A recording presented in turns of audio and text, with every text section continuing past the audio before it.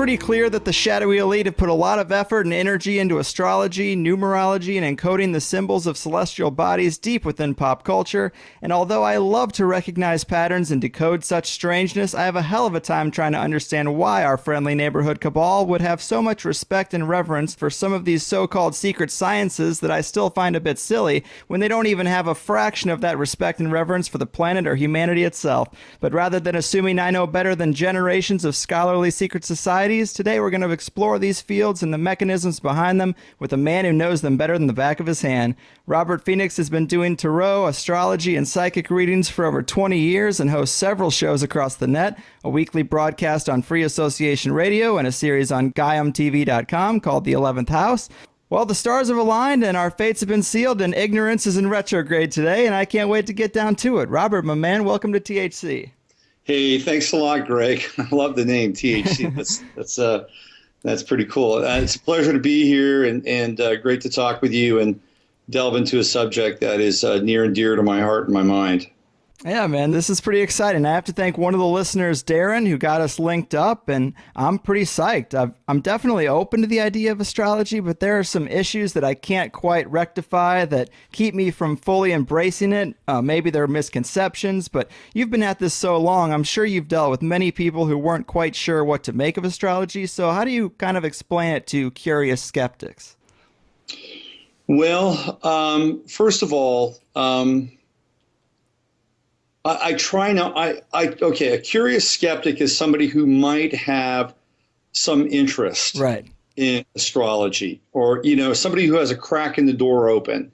I've long since abandoned trying to convince or enlighten people that have little or no interest in anything that's related to astrology or conspiracy or anything that they can't wrap their heads around from a rational point of view. I've just found it's a waste of time and energy, and it actually bleeds kind of our energy. And that doesn't mean that we have to, always preach to the choir.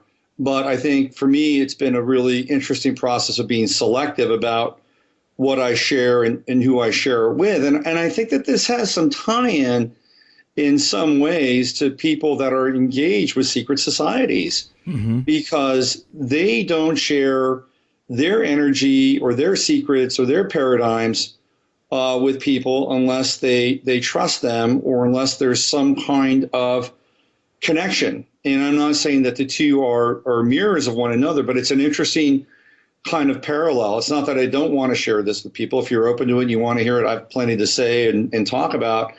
But if the door is shut, then I'm just not gonna waste my time. It's not worth it. Oh, of course. Yeah. So in terms of what I would share, I guess I would try to ask some questions about the person, and I would try to ask some questions about their life, and then I would try to make some astrological correlations between what I would know about their chart or their star sign, and then see if we could flesh out some meaning. I'm actually pretty good at guessing people's signs when I meet them. And there's a lot of sort of telltale clues with how you can get really close to a person's astrological sign. And sometimes if I can do that, which I would say I've got probably about a 70, 80% accuracy rate with that, then people are much more open to hearing about, well, if you can do that, well, what else can you tell me, right? Yeah. So it's kind of a parlor trick, but it can be pretty effective.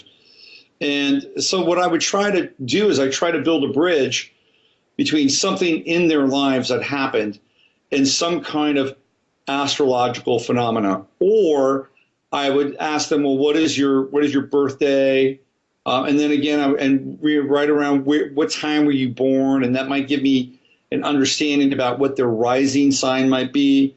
And then I can begin to talk to them about themselves. And if some people are open to that, then they can kind of roll with it and say, well, what else can I learn about this? If they're not open to it, then we're going to go talk about cars or baseball or women or whatever, Yeah, I hear you. I guess for me, I just have a hard time rationalizing that you can extract so much information from those little things, or I have a hard time figuring out why the elite do care about these numbers and do care about astrology? Because, I mean, it almost seems to me, from my perspective, like it's clear they care, but is it like a superstition of theirs, or is this a real magical tool? Is this a real, tool of control that they use? It's tough for me to really know, but we were talking a little off air about your particular brand or style of astrology, and it seems actually a little bit different than what I would have thought. So maybe go into that a little bit and tell the people what astrology is to you versus maybe some of the more modern misconceptions of it. Well, I practice a pretty basic form of astrology called Western Mundane Placidus. So this is based on the 12 signs, and the spiritual and the scientific or the astrological inheritance of Ptolemy. Ptolemy lived in Alexandria, and he was an astrologer and an astronomer, and he wrote two really important treatises, the Tetris Terribilis and the Alchemist, and one has to do with astrology and the other has to do with astronomy. So he was a map maker. He was brilliant. Ptolemy was brilliant. And everything about Western modern astrology comes out of Ptolemaic, sort of understanding of the universe. And he set the astrological new year or calendar on 0 degrees Aries, and that's when the astrological new year begins. And then there are 12 signs across the ecliptic that we follow with 30 degrees for each sign. Thus, we get 360 degrees in the entire circle. The calendar used to be 360 degrees as well. And then, of course, 360 days. And then they shifted that, and they added the extra days and made it a 365-day calendar. But the original calendar was an astrological calendar. So this is the system that I follow, and most modern astrologers actually follow this system as well. Now, there is another system called sidereal astrology, which is based on the constellations. And there are 13 constellations, and it changes things from a 360-degree system to actually a 230-degree system and 13 signs. So what happens with that is now we have to take into account the 13th sign, which is the sign of the serpent, Ophiuchus, and then everything gets pushed back a little bit through sidereal astrology. And now we're dealing with parts of Virgo being parts of Leo, parts of Libra being parts of Virgo. So everything shifts. And it's connected to Vedic astrology and Jyotish astrology based on the number of degrees and signs, etc. So it's different. So it's practiced by a different group of people.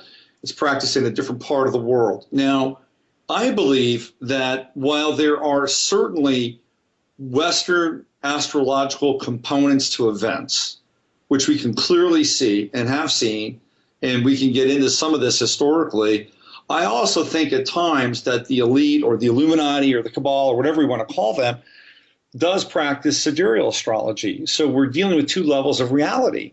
We're dealing with our kind of level of reality, which is based on Western Placidus, and then they've got their own level, which maybe they're setting their own events and their own calendar on, which makes it sort of this, bifurcation of two worlds, that we're living in a matrix. And there's their version of the matrix, which is based on sidereal astrology, and then our version of the matrix, which is based on Western Placidus. Now, I haven't completely fleshed this out because I haven't fully looked into it. I've delved into it a little bit, but I do think that there is the potential for this to be taking place. Now, as far as why they do this, that's an interesting question. It happens for a couple of different reasons. One is that this is a system that goes back to, at least from what I can understand, pre-Egypt, it goes back to Babylon, and I believe it goes back to Atlantis. This is where I think that astrology started, was Atlantis. Interesting. And then it moved eventually to Babylon. Now Babylon was started by the exodus of the Edomites from Egypt. They were essentially kicked out of Egypt. They claim it was an exodus, but they were kicked out, and then they infiltrated Babylon. They started this Babylonian empire. And of course, that's where Solomon reigned supreme, and then eventually we have Solomon's Temple in Jerusalem, and it all happens in Babylon. And I think what occurred is that there are the twin pillars of wisdom, right? So we're talking Boaz and Yakin, which came essentially from Atlantis, that the scrolls of Atlantis, the knowledge of Atlantis, or the antediluvian culture that might have been even planetary and not necessarily connected to just one continent, these scrolls were placed in these very large cylindrical tubes. And these tubes actually were able to survive the deluge and the flood. And they eventually washed up on somewhere in North Africa. And I believe it was probably eventually they made their way to Egypt. And so these scrolls were brought into being in Egypt. The knowledge was transferred from Atlantis to ancient Egypt. And so we have this Atlantean technology that comes into play. And eventually that technology, probably even with the Ark of the Covenant, makes its way to Babylon. And part of that technology was astrology. And part of that technology was the ability to contact other forms of intelligence interdimensionally.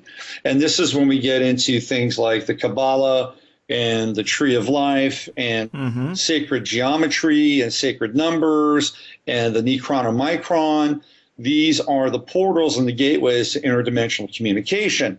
Now, when you get into that realm and you get into that place, you wind up contacting fairly dark entities. You wind up contacting these kind of lower level fourth and fifth dimensional entities, and you are able to have these relationships and connections with them based on the ability to stay within the magical circle, which is sacred geometry. So you stay in your magical circle and you have this dialogue with these beings, and you try to extract information from them. This goes all the way back to Babylon. This is where the practice was started.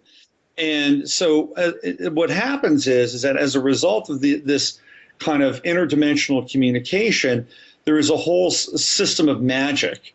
And much of it, to be honest with you, was black magic, which evolved out of Babylon. And some of that became part of what we would consider the realm of the secret society, or the Freemasonic or the Rosicrucian realm, which was eventually rediscovered by the Knights Templar and brought back to Europe.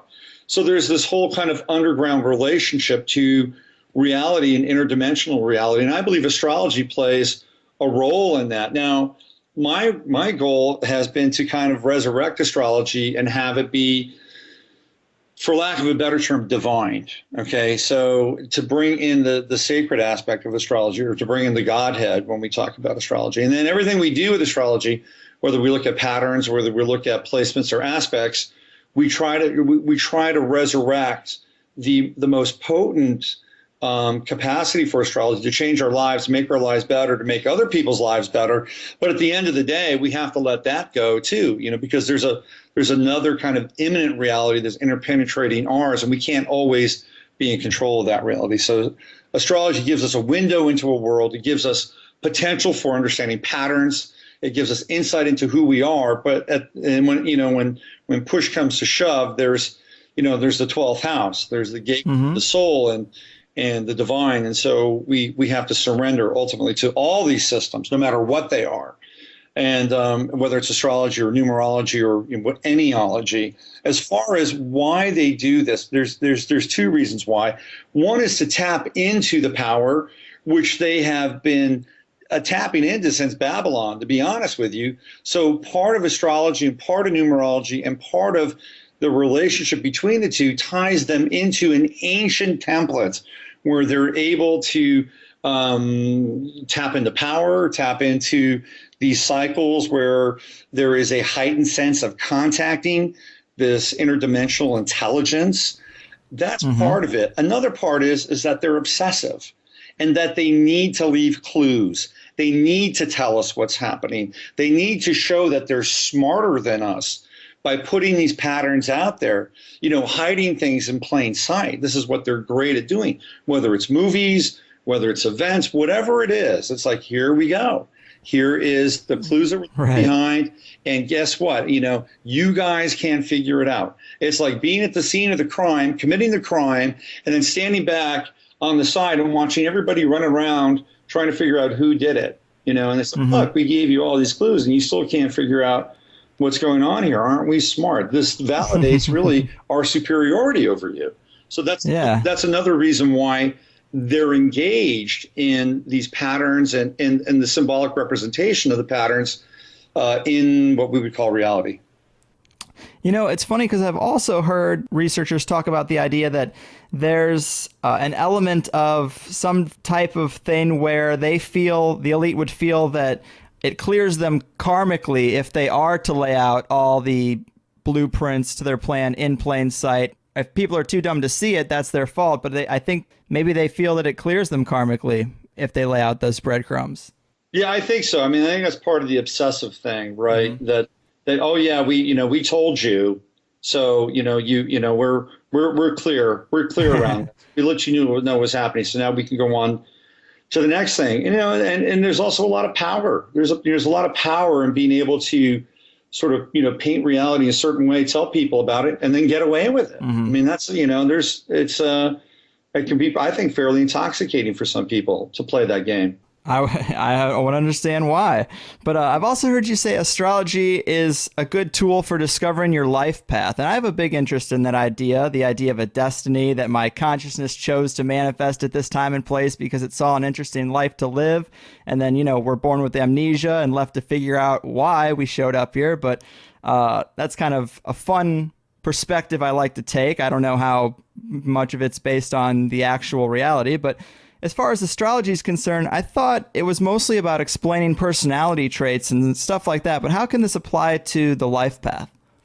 Well, that's a great question. And I'm a big believer and fan of evolutionary astrology. And I do believe in the concept of reincarnation, and that when we decide that we want a body, that we have the opportunity to look at who we're going to be participating with, and the life lessons that we're going to have in our life with certain people, especially our parents, which are primary life lessons. And then we hopefully can have some kind of interdimensional contact with those people so that we can come in at a particular time. And I'll share with you some personal experience because I think it's the best way to share. Sure.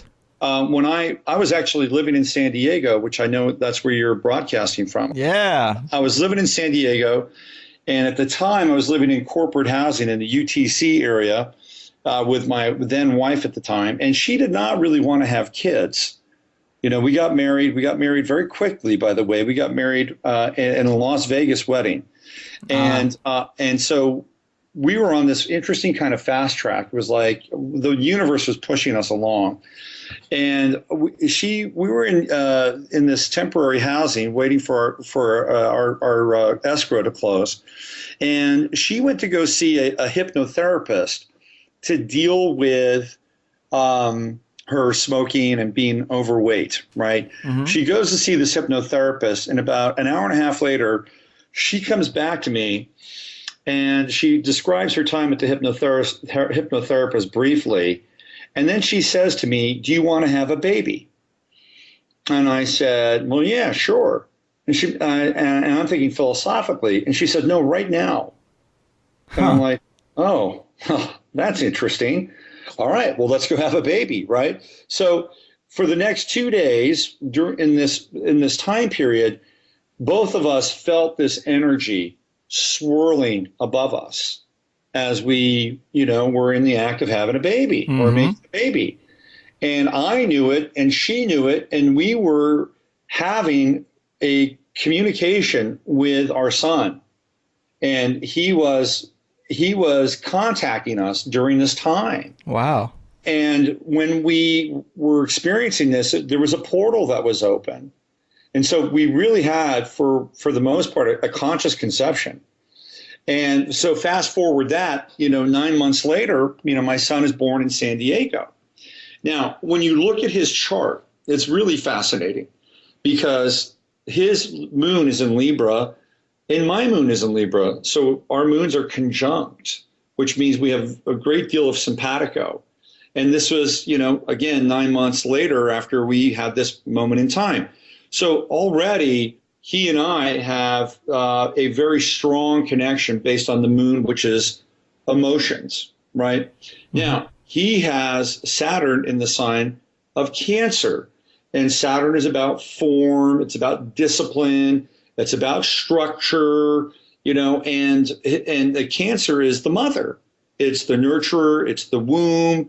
So here we have Saturn in Cancer, the sign of, of the mother in this in the planet that gives form and structure and all this other stuff, right? So his mother is very big on discipline. She's very big on homework. She is the person that brings the form and the structure to his life, right? His mother is a vice president and has been a vice president of a number of internet companies. So here we have Saturn conjuncting Cancer. And Saturn is in his 12th house, which means it's an influence behind the scenes. This is an influence that he gets that nobody really understands. Now, Cancer squares his moon. The moon is mother, right? So we have a dynamic here with the square. Saturn brings difficulty. It brings a difficulty of connection with the moon and with mother. Now, I love his mom. She's a great mom and a nice person, but she's very invested in some other activities.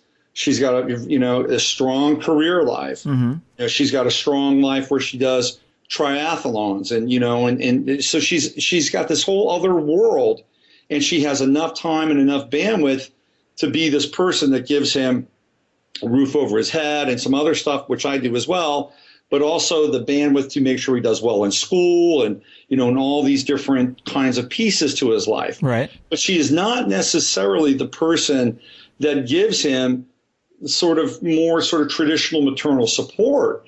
Where you would look to that would be, well, where's his moon? It's in Libra. Where's my moon? It's in Libra. And I spend a lot of time with him. In fact, he's in the other room right now. So here we have the dynamic between the moon square and this Saturn and his chart. What do I have in my chart? I've got a Saturn moon square as well. I had to deal with a very similar piece with my mother. She was the one that provided. My father was not in the same place, as she was in terms of being able to earn. She wasn't always there for me because she was always working and doing some other stuff. She, helped pay the bills. She did my laundry. She made my food. But the person who was the nurturer in my family was my father. So we're having this intergenerational experience and working this out between us. And this is a really interesting component to astrology. It's generational astrology as well. So just from my own life, I can see where these patterns begin to take place and take shape. Mm-hmm. In my own life, I can see it with my son's life as well. So when we incarnate, we have the template of time, which is astrology, and it lines up these various connections and the challenges and also the gifts that we get from them. And then there's also potential. There's the human potential, the potential for the individual to find themselves. And when we get into that, we look at something like the north node of the chart, which is the north node of the moon. It plays a huge role in the chart. And that's where we find where we go, where we want to put our energy, where we want to put our emphasis, we want to put our focus. I have my north node in the 10th house in the sign of Virgo, and it's conjunct my midheaven. And so the 10th house is a very public house. It's the house of the world. Mm-hmm. So I finally found my niche, Greg, when I started doing my blog and my radio show and all the other stuff, which theoretically is here to serve and help other people. Right. And once I did that, my life started to fall into place. Things got they got easier for me. I found my direction. So if you want to find out where your direction is, you find out where your north node is. The south node, on the other hand, is where you're vulnerable. It's an area of weakness. It's where you have to work harder in some ways. And a lot of times it is that counter purpose to your north node. And so, my south node is in the sign of Pisces, and it's in my 4th house. And, who is a Pisces? It's my son. Yeah, and so he's in my fourth house, and I have to care for him and have to do all this fourth house stuff while I'm trying to get ahead with my true node or my north node in the 10th house. And just before we started doing this interview, he came into my room and he said, "Can we go play catch?" And I'm like, "Well, no, I've got to go do this interview." So here my south node comes into my bedroom and says, "Hey, I need some attention here." But my north node says, "I got to go do this radio interview." So this is one of the interesting dynamics of astrology. Now, there are some astrologers, and I agree with this, that the south node also represents a part of your life. If you believe in reincarnation, it's a past life that you've done before, and you're not here to do that past life experience now. You're here to move to the north node and find out what that is and how that impacts your life. And I do agree with that. It's worked in my life. It's played out like a movie. Saturn is another indication of what you're here to do. Saturn, again, is about form and discipline and focus. And you need to know where your Saturn is in your chart, because that's also how you're going to interact with society at large, because that's what Saturn represents. Your Chiron is also an important factor. You want to ask a question? I'm going to stop here. I can hear you want to ask. Well, I just, the listeners are hearing houses and nodes and moon squares, and I'm just wondering, like, how, to hear Saturn is in Cancer, like, what does that mean? I mean, I imagine some type of star map, and we're laying a grid on it or something similar to that. Is right. Like, give us a little bit of detail on what these things might mean to the uninitiated. So when we cast a chart, right, it's not just your sun sign, right? So when you're born, and I'll use my chart as an example. I was born at 11:55 a.m. and I was born in Europe. I was born in France. So at 11:55, the sign of Scorpio, not the constellation, but the sign of Scorpio, was rising on the ecliptic at 28 degrees, which means I'm a 28-degree Scorpio rising. Okay, so we set the time by the ascendant, and the ascendant is always roughly going to be about 2 hours. Sometimes it's less, depending on the sign and where you're born on the planet. The further north you're born, the shorter the houses are in certain signs. The shorter the time is in certain signs. The longer it is in certain signs. It's all based on where you're born. So when I was born, again, 11:55 a.m. in Europe, Central European time, the sign of Scorpio is at 28 degrees rising on the ecliptic. Okay, so now I've got a 28-degree rising sign. I was born on the 22nd day of September, which puts my sun at the 29th degree of Virgo. There are 30 degrees for every sign. So I was born in the final degree, pretty much the final degree of the sign of Virgo. That places my sun all the way up near the top of my chart. Since I am a Scorpio rising, the opposite would be Taurus. And if we go up to my 9th house, that would be Leo. We go Taurus and then Gemini, Cancer, and then Leo. And then my 10th house would be Virgo. The 10th house is the midheaven. So my sun in Virgo at 29 degrees moves up to my 10th house. I also have my moon. Everybody's got a moon. They've got a sign with their moon. My moon is in the sign of Libra. So the moon was in the sign of Libra at the time that I was born, and it was there at 14 degrees. I also have Mercury in Libra. Everybody has Mercury. Everybody's got a rising sign. Everybody's got a sun sign. Everybody's got a moon sign. Everybody's got a Mercury sign. Again, Mercury was in the sign of Libra when I was born. So I have Mercury in Libra. Mercury is the planet of communication. The moon is the planet of emotion and connection and nurturing and intuition. I have Venus in the sign of Libra. Now, Venus is the planet of relationship and beauty, and it represents proportion and symmetry and creature comfort and our relationship to, generally speaking, the opposite sex. Now, everybody has a sign in Venus. I have Mars in Cancer. Mars was at 0 degrees Cancer when I was born. So what we're looking at here, based on these personal planets, is a planet at a degree in time at the time that you were born. That planet by that degree, based on the rising sign and the math of the rest of the chart, gets placed in a particular house. We go all the way out to Pluto, which, again, astrologers still consider Pluto a planet. Apparently, astronomers have let Pluto back in as well. I have Jupiter in the sign of Sagittarius. Jupiter was in Sagittarius when I was born. That's in my first house. I have Saturn in Capricorn. That's in my second house. I have Uranus in Leo. That's in my ninth house because that's where my ninth house is. It's in the sign of Leo. Uranus gets assigned there. I have Pluto in Virgo. That's conjunct my midheaven at the end of my ninth house where my midheaven is. So it gets assigned there. It's like you're pinning it to a chart.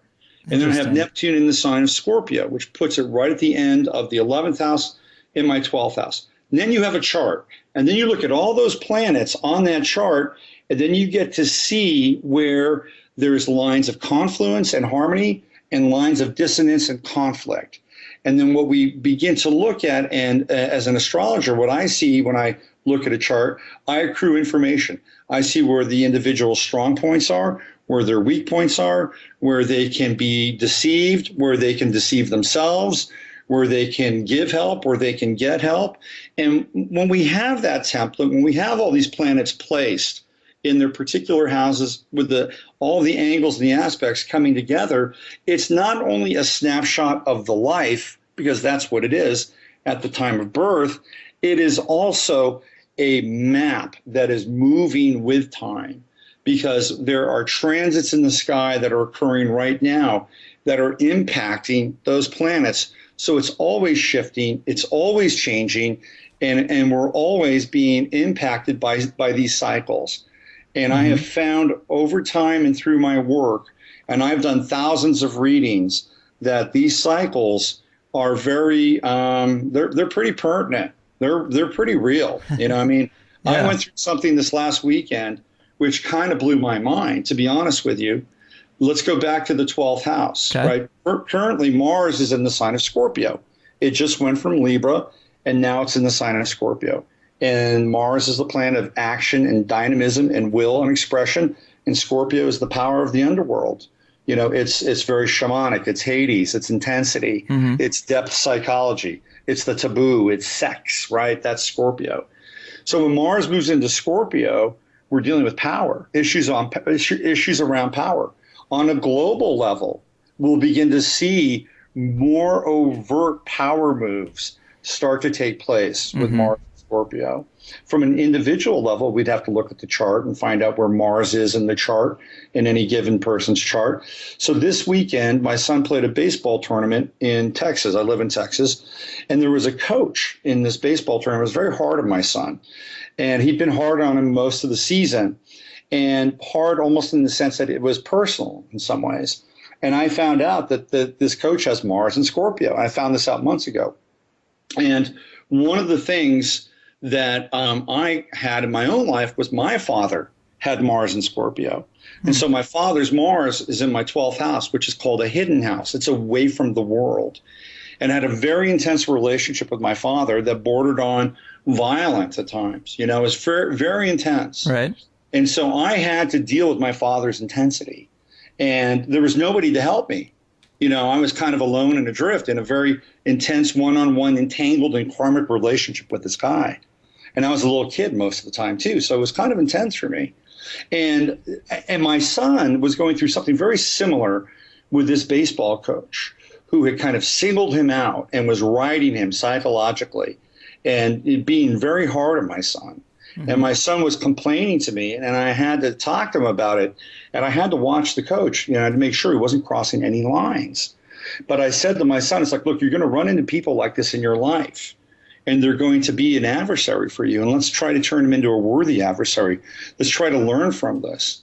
Let's try to bend and not break. And by the end of the summer, the season, he's going to tip your cap to you, and he's going to show you some respect, which he did. And my son was a starter in this tournament and played a very large role for the team.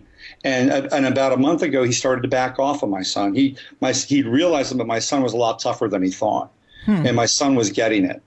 And what was really fascinating for me, Greg, was that, you know, this guy who had Mars and Scorpio in his chart was in some ways triggering my own Mars and Scorpio reaction to my own father. Yeah. And seeing how this guy was on the verge of being a threat to my son, right? So my son became me. He became me. And I didn't know this or realize this until this last weekend. Why? Because Mars just went into Scorpio. And I became sort of the disembodied voice that I never had. I was the support wing that I never had for my own son to get him through this experience. Mm-hmm. So here we have Mars and Scorpio with my father, Mars and Scorpio with the coach, Mars and Scorpio moving into my 12th house, and me having a very profound kind of healing relationship with all of this. So here we see astrological cycles in action.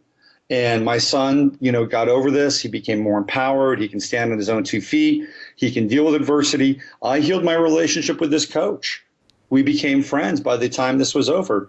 And in so doing, I healed my relationship with that part of my father, who was kind of tyrannical. Yeah. At times even possessed, right? Yeah.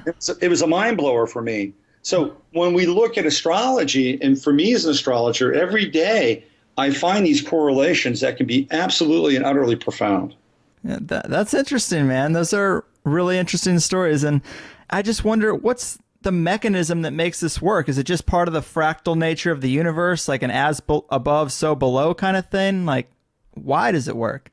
Yeah, that's always really the $64,000 astrology. And, there are astrologers who can flat out tell you they know how it works. And I would venture to say that they may get maybe 20% of it right. Mm-hmm. Okay. So here's my theory. I've got a couple of them. One of the theories, I looked at people who might know a little bit more about this than me. Right. So one of those people was Edgar Cayce. Mm-hmm. And Edgar Cayce basically channeled, a lot of material, and he channeled material around astrology. And what Cayce basically said was that each of the planets had its own vibration, had its own frequency, had its own ability to interpenetrate our life experience here on this planet. If everything is connected, if we're dealing with waves of influence, then the planets themselves have waves of influence in our lives. And those waves of influence can be physical. Like, for instance, when we have a super moon, Jim Birkeland is a pretty famous geologist, and he's made correlations between the supermoon and earthquakes. And we just had a supermoon, and guess what? We just had an earthquake, right? Right. So we can see that when the moon is close, that it has an effect on us. So when other planets get close, they theoretically would have an effect on us as well, especially planets like Venus or Mercury or Mars or the moon, because they're close. The outer planets tend to have less of an effect on us personally, although they do at times, but they certainly have an impact on us collectively because they take a longer time to go from one sign to another. So there's the vibrational relationship with the planets and their influence. And Cayce even ascribed spiritual influence to the planets as well. He's got this whole theory where when you pass on, you go to the various planets and you study on these planets. You get to learn things. And then you bring back the incarnational energy from those planets, and they're actually hardwired into the chart. Now, that's Cayce's theory. And I think that there's some validity to that. Mm-hmm. So we're dealing with the vibrational nature of the planets themselves. What's interesting too, Greg, is when we look at a planet like Saturn, and I just was tripping on this the other day. Saturn is a very fascinating planet because it relates to the name Satan. Right. And the elite love to reference Saturn in their symbolism. Absolutely. We look at the hypercube symbolism. You go to Mecca, and you've got the Kaaba, mm-hmm. right, which is this massive black cube. That is a shrine to Saturn. Right. That's what that is. 2001: A Space Odyssey. Absolutely. So Saturn is a big deal. And with the word Saturn, we are connected to the word El, which, of course, we get the word elite from. So Saturn's a fascinating planet in and of itself. And when you look at Saturn, you look at the ring around Saturn. And you think about that, you go, well, isn't that fascinating? Here we have this sphere, and yet, in some ways, it is kind of in a cage. There is this thing around it, this band around it, which keeps it sort of, in some ways, locked in. Yeah, and so when we think of Saturn, we think of locked in energy, right? So the planet itself actually gives us a kind of a geometrical relationship to the energy of the planet. Saturn also has this very strange hexagonal pole up on the north part of it. I don't know if you've ever seen it. I've heard about that referenced, yeah. Yeah, there's a and it rotates, and there's massive storms in this hexagon, right? This piece of sacred geometry up at the top part of Saturn. So the planet itself gives us this interesting symbolic representation. Pluto is very close to being the second sun. It's primarily gas, and it's very expansive. When we think about Pluto, we think about Jupiter, and Jupiter is connected to Jehovah, and Jehovah is connected to Yahweh. So here we have Satan and Yahweh right there with Saturn and Jupiter, right? Very interesting sort of relationship between the two. And Satan and Yahweh, or Satan and Jehovah, they have their connection here on this planet, and that gets played out in other kinds of interesting representations like Enlil and Enki, the Sumerian gods, creation gods, and they have their own kind of Yahweh satanic kind of connection to creation. So the planets themselves have their own stories and their own mythologies. And those mythologies, I think, also influence, how we feel and how we think and how we react. So that's another kind of sort of,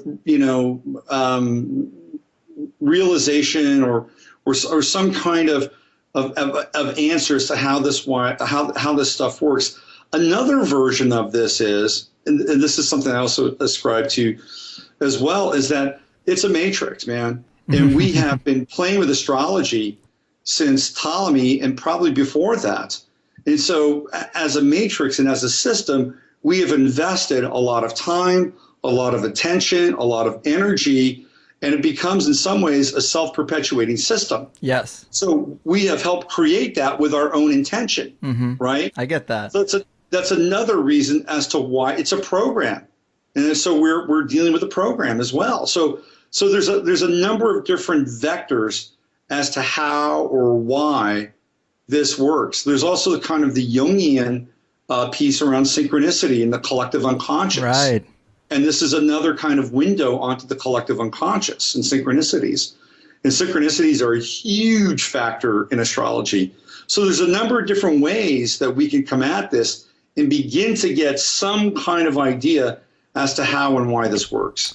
Now, you mentioned synchronicities, and I wanted to ask you about the Chinese Zodiac, because you wrote one piece that I really loved, and I've been kind of talking about this stuff as I picked up on it here and there for a couple of months now, but this is the year of the horse and the Chinese Zodiac, and there seems to be a ton of fascinating and strange coincidences or references to the horse or Neptune that are going on this year, and I wonder if it's that same thing. Is it manifesting because in our collective unconscious we're thinking year of the horse, or is the elite just trying to make some dots connect? But there seems to be some strange things going on, and I wanted to see if you would talk to us about that a little bit.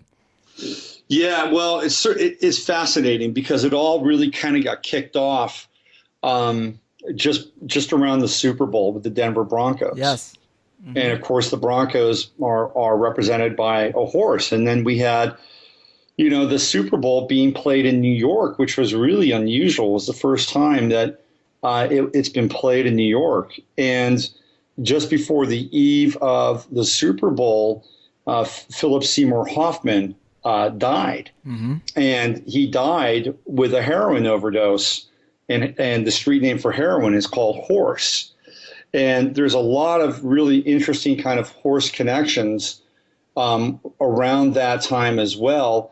Katy Perry, I think the week before, had debuted her video. The name escapes me. Dark Horse. That's right, Dark Horse. Right at the same time. You have to ask yourself, right, is this something that's programmed? And I would have to say 100% absolutely. Now, did somebody sit down in a room and say, hey, we're going to kill Philip Seymour Hoffman the night before the Super Bowl, and it's going to have all this esoteric meaning?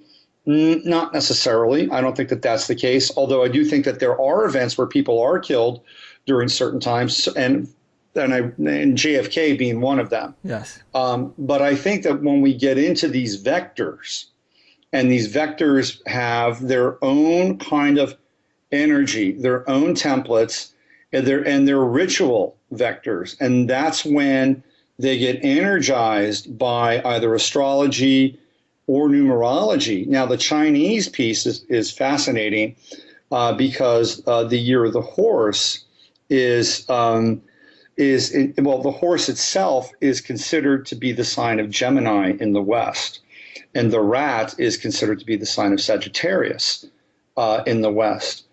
And I get into a lot of symbolism in my work around the sign of Gemini, which is about polarization. Mm-hmm. And we are living in the time of deep polarization. And the polarization piece it's intentional and being programmed so that at some point in time there can be an exerted effort to bring the polarized factions of the world together and have one unified system. Mm-hmm. Yeah. The only way that unified system works is when polarity is at an extreme. Mm-hmm. Because if polarity is not an extreme, people will not necessarily recognize that. And so when we have this one unified system coming in to save the day, whether it's the New World Order, the North American Union, whatever that is, it exists because the polarity is so intense. That's interesting. And so when we have the year of the horse, what we have is we have the year of polarity. Yeah. Because it's translated into Gemini in the Western system. And in the sky, right, we have what's called the galactic center. And the galactic center is right around 28 degrees Sagittarius right now. And the galactic center moves very, very, very slowly. So the galactic center is at 28 degrees Sagittarius. Well, what's on the other side of that? Well, it's Gemini. So if you want to tap into something that splits us apart or makes us have these, fractionalized factions, you would want to tap into the other side of the galactic center in Gemini. And there's plenty of Gemini symbolism in the world that is, pretty profound, to be honest with you. When the Twin Towers went down, I mean, that was a Gemini called vent. Yeah, right? And I wanted to talk to you about that, but I wanted to throw just a couple more logs on the year of the horse fire that I thought were interesting because it comes up to a current event that I wanted to ask you about. But Neptune is the god of the sea, but also the god of horses. So we see a lot of Neptune stuff. There was a Neptune statue at the Olympics. You could consider the premiere of Noah to be some manifestation. Very Neptunian. And also Malaysian Airlines, they have a trident symbol, and the trident is, of course, tied to Neptune. And I was curious if you had any more details as to that strange connection. The Malaysian Airlines, we see one plane missing, one plane crashed. Something definitely seemed to be up, and I know you've looked at that from an astrological standpoint. I wondered if you had any kind of insight to it. Yeah, what's really interesting is I think this whole Neptunian piece actually started with the running aground of the Concordia. And the Concordia is in the news right now because it's finally being righted and being taken to a scrapyard. Right? So the ship I'm talking about, right? Now, the Concordia, to me, as an event, represented the end of the age of Pisces, which is ruled by Neptune and the sea. And all of this Neptunian symbolism, to me, is the death of the age of Pisces. And when we go with the precession of the equinoxes, the next constellation, or the next sign for that matter, would be Aquarius.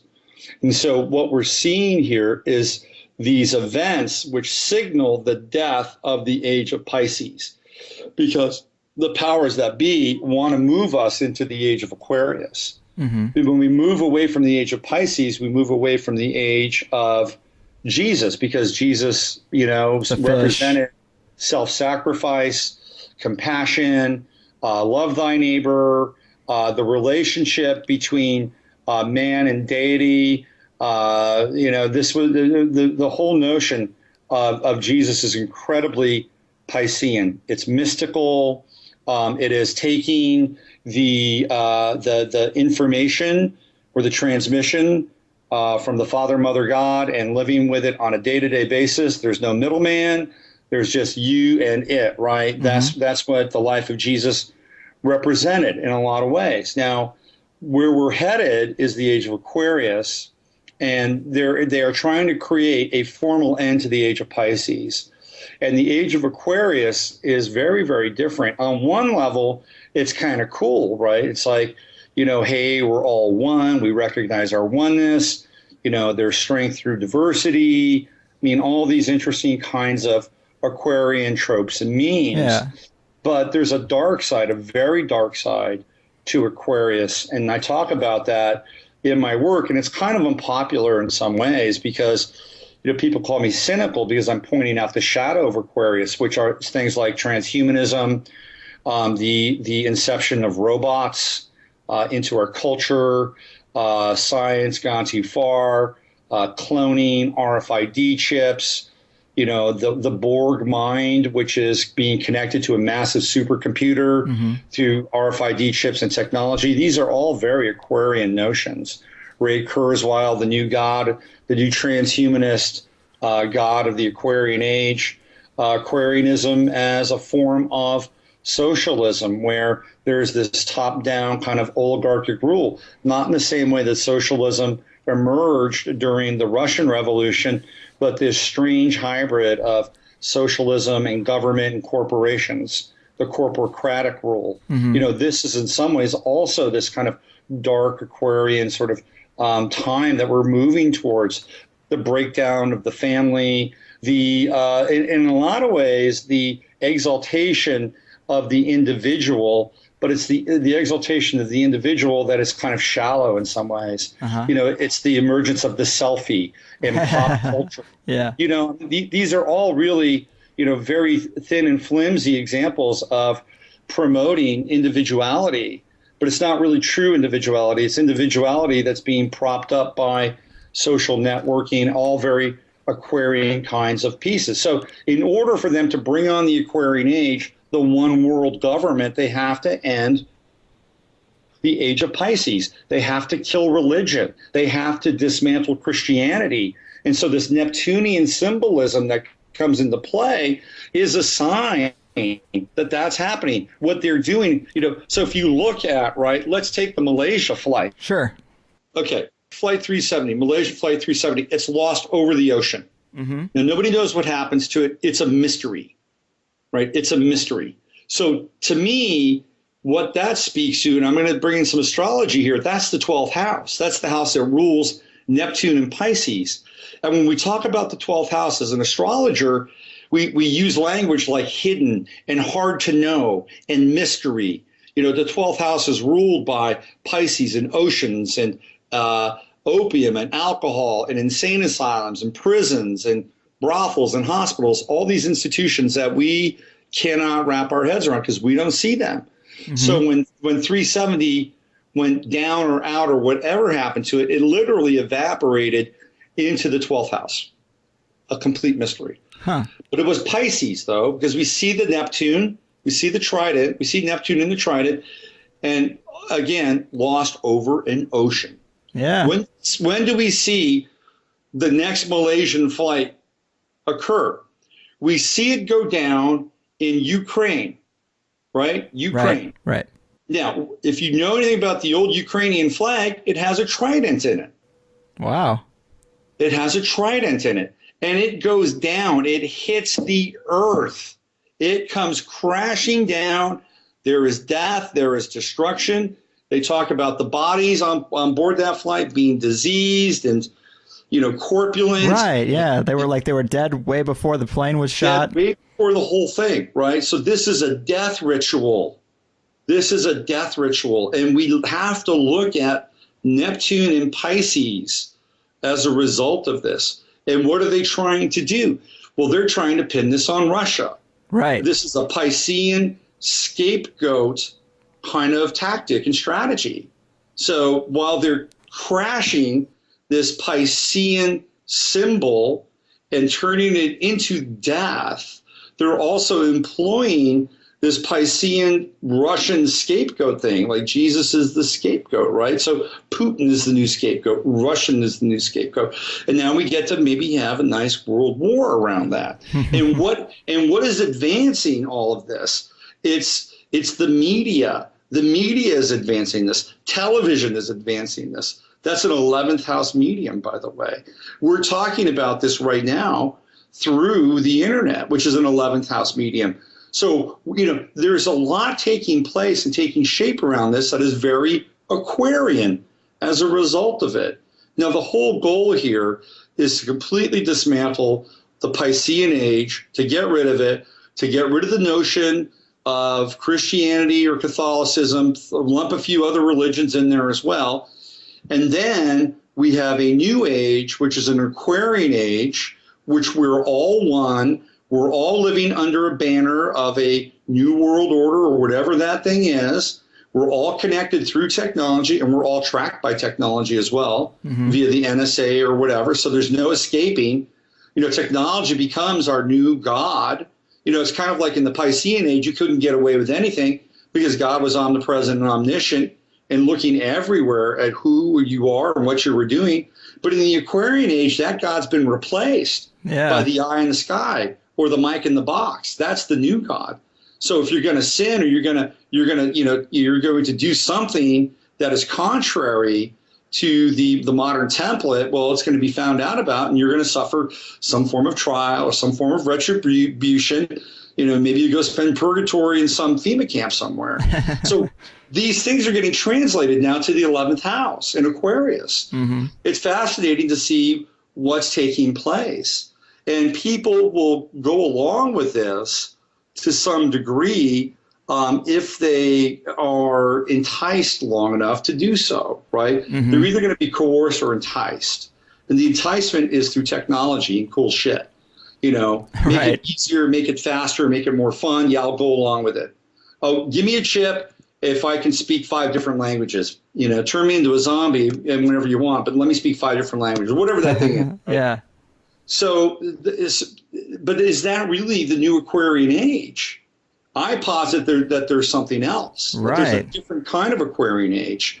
Yeah. That is based on really different kinds of values of self-determination and one's own personal liberty, and that everybody gets to have a shot at it. Not, and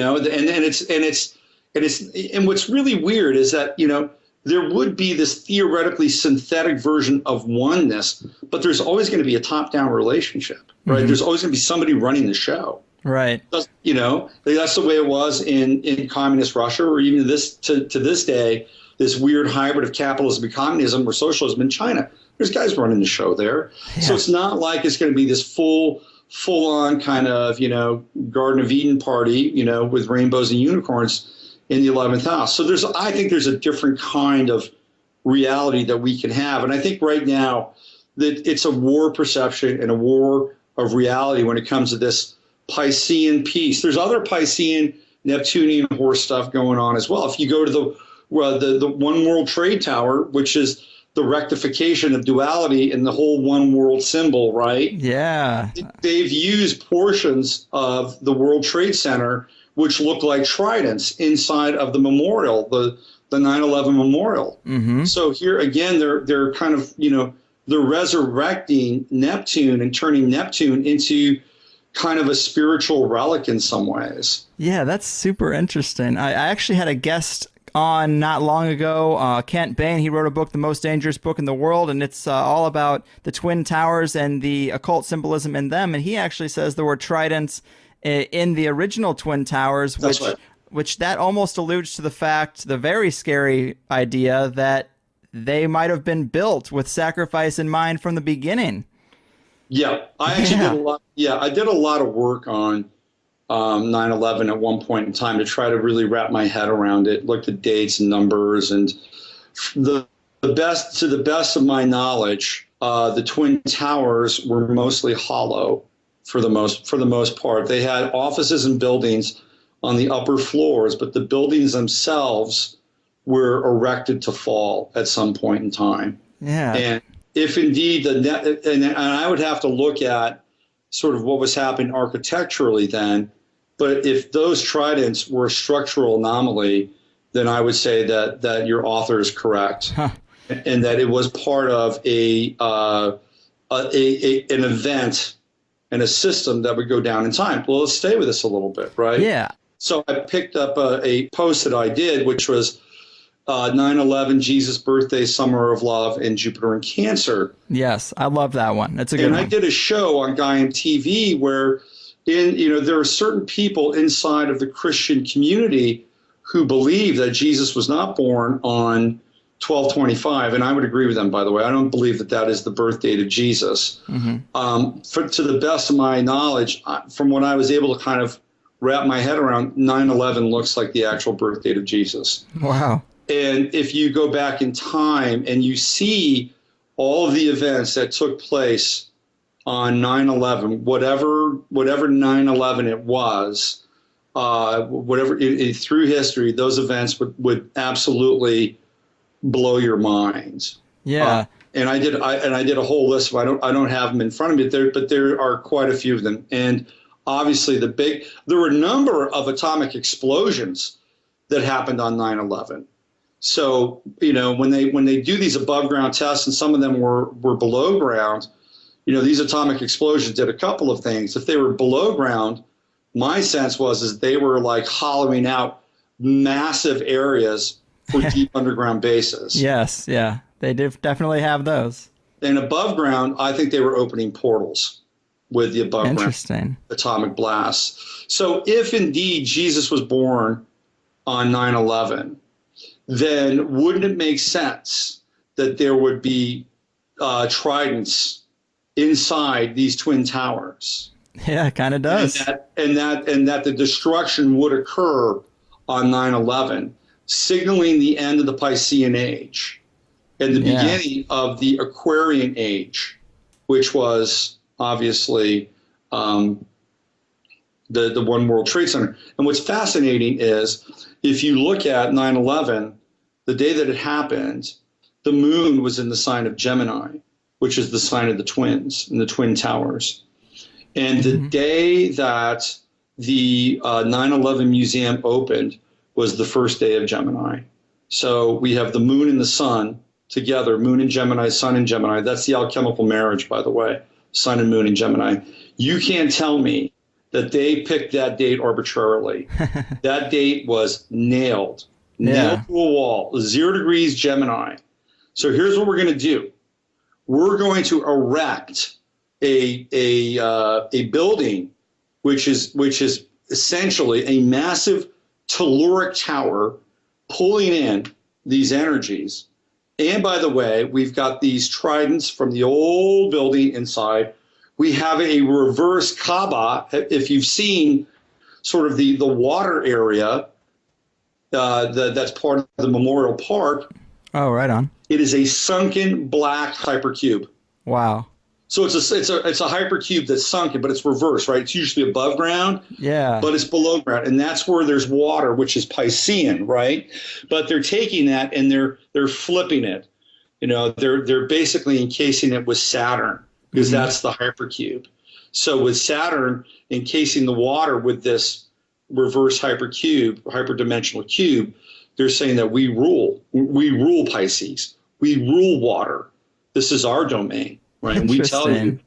And also, too, I don't know if you've been following this at all, Greg, but there's a lot of news, there's a lot of buzz right now around water, especially what you're experiencing in California with the drought. They're talking about water as the new oil. The guy from Nestle wants to privatize all the water. Right. You can get free Wi-Fi, but you can't get free water. That's right. And what's happening in Detroit? They're cutting people off. And so where's the symbolic representation of that? Well, it's happening right there at the One World Trade Tower with the reverse hypercube. Saturn enclosing water, enclosing Pisces. We rule water. Wow, man. And by saying that, what are they also saying? They're saying, we rule your emotions. We rule your spirituality. We rule everything. So, there's a lot going on there with that structure, right? It's massive. And it really is saying, hey, we're going to build this thing. We're gonna build it, and it's going to represent this one world experience that we have all planned out for you. And we're going to put it on the first day of Gemini, which means that, we're screwing with you because it's still about duality, but you don't know that. We're still playing with this whole meme. And yet we're trying to bring you into this kind of, this manifestation of this synthetic oneness. Right. So, yeah, there's a lot going on with this whole Neptunian kind of horse-related stuff. It's very, very powerful. Very awesome, man. This has been one of my favorite shows. Your passion is very contagious, and I'm super intrigued about astrology, even more so, to give it a more serious look and maybe do that groundwork of knowledge that's really necessary. But man, there's so much more I'd like to talk to you about in terms of movies and Hollywood celebrities and alignments and dates. So hopefully we can do this again sometime, because I really enjoyed your talk. But before we go, you want to give people a little more knowledge about your website and your work and where they can keep up with you? Sure. So my website is robertphoenix.com, and that's where I do my blogging and I write. And I did a 23 episode series for Gaia TV called The 11th House, where a lot of these ideas are talked about, and there's great visuals.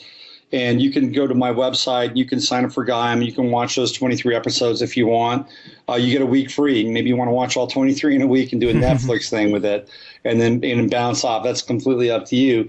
But you can sign up and get those there.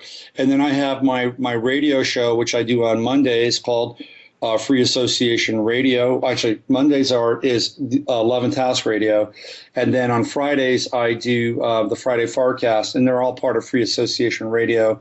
And I interview guests like you do on my Friday show. So I put on a different hat. But for the astrology stuff, it's Mondays, my radio show. You can find that on Blog Talk, my blog, robertphoenix.com, and I do some stuff on Facebook and Twitter.